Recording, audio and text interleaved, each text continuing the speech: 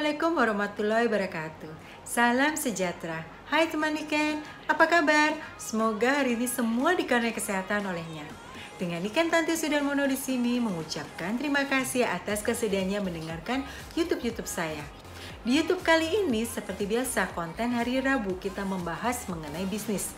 Nah, bisnis apakah yang akan saya bahas di sini? Di sini saya akan membahas mengenai sociopreneurship.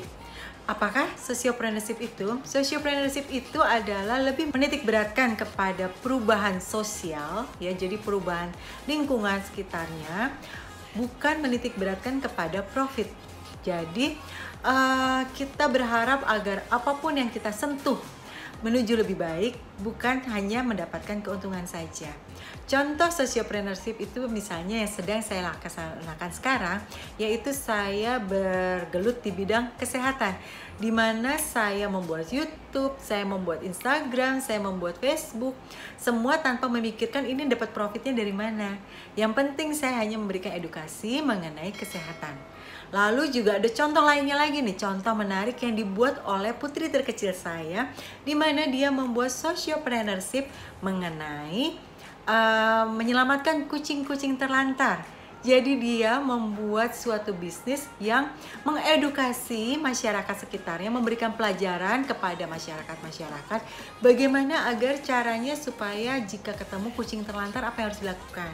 Atau bagaimana caranya jika Anda memiliki kucing, dilakukan sesuatu hal agar tidak nanti beranak banyak, lalu akhirnya jadi terlantar karena kita tidak sanggup mengurus kucing-kucing itu. Nah, itu edukasi-edukasi yang juga diberikan oleh putri saya tanpa memikirkan profitnya dari mana. Yang penting adalah kucing-kucing terselamatkan dulu. Itu yang diharapkan. Mungkin akan ada bertanya, lalu profitnya dari mana? Nah, disinilah biasanya kita akan kembalikan kepada Yang Maha Besar, di mana Yang Maha Besar biasanya akan menjadi penolong bagi para sociopreneurship ini. Jadi jangan khawatir merasa, waduh, nanti saya makan dari mana dong kalau saya kerjanya sociopreneurship aja. Selalu ada jalan. Tuhan itu maha tuas, Tuhan itu maha murah, Dia akan membantu kita tanpa kita sadari. Nah, mungkin ada yang bertanya, bagaimana tipsnya agar menjadi sociopreneurship? Akan saya bahas berikut ini. Tips untuk menjadi seorang sociopreneurship ada beberapa macam. Yang pertama adalah kita harus berani mengambil risiko. Seperti kita ketahui yang tadi saya sudah bahas sebelumnya, jika kita belum sudah ketakutan, jika kita belum sudah membahas mengenai profit dari mana, biasanya tidak akan cocok untuk terjun ke dalam bidang sociopreneurship ini. Jadi harus berani mengambil risiko apapun yang terjadi. Yang penting saya jalan dulu, yang penting lingkungan akan edukasi, disitulah saya akan masuk. Yang kedua adalah berusaha keras untuk memberikan dampak positif. Wah, kayak apa nih? Saya beri salah satu contoh. Sejak tahun 2016, berarti 5 tahun yang lalu, saya sudah memberikan edukasi mengenai vitamin D, mengenai dosisnya, mengenai manfaat vitamin D, mulai dari kesehatan kulit, kecantikan kulit, kesehatan dalam tubuh, hingga mind. Tapi baru sekarang orang-orang melek mengenai vitamin D, berarti 5 tahun ya, itu pun karena ada pandemi.